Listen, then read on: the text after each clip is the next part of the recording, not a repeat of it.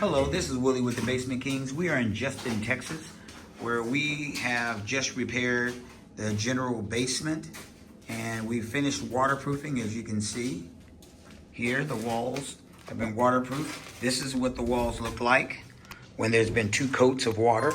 You can see the little white piece here on this wall. That is what happens if water is ever on this wall. It will show indentations because crystals will form.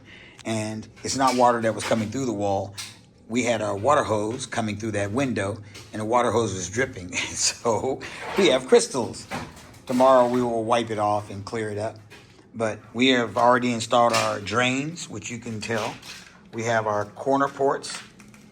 And now if you're wondering what those boxes are there, those are electrical boxes. And that's because, as you can see, those blotches at the bottom of the floor here and here, the drains were too close to the bottom of the floor. So what we're going to do is do something slightly unique. Electrician came up with a good suggestion, which is we'll just run them in to the top portion of our trench, because they'll be at the top portion and it'll be above the footer. And since our drain is going to be able to hold all the water, those are sealed boxes and we're not going to have to worry about water running through them. So we are going to put the outlets and they'll be on the floor. I can't wait to see it, because with this room being the way it is, this way it gives us plenty of space and gives us back the walls, because the ceiling is not a 10-foot ceiling. It is about 7 foot.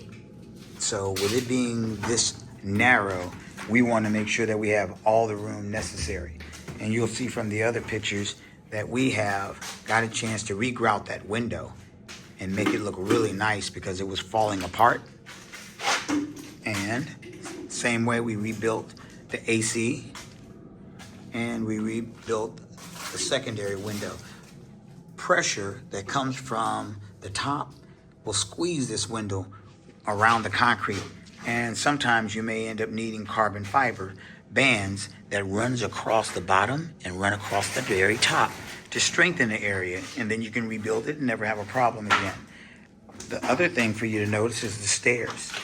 We took off the tread, as you can see. That tread that was here. You can't leave a tread on the wall while you're making repairs, is because when you remove that tread, you may find, like we did, gaping holes and cracks with rebar showing.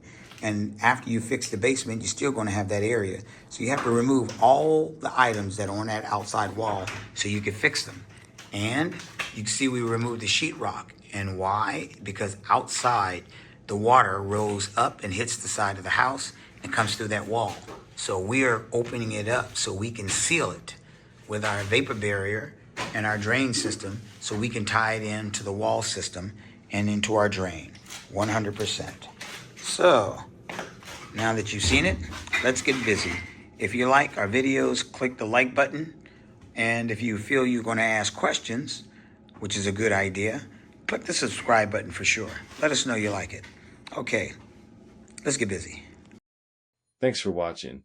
If you like our videos, then please subscribe or like our channels and visit us at thebasementkings.net. Thank you and have an excellent day.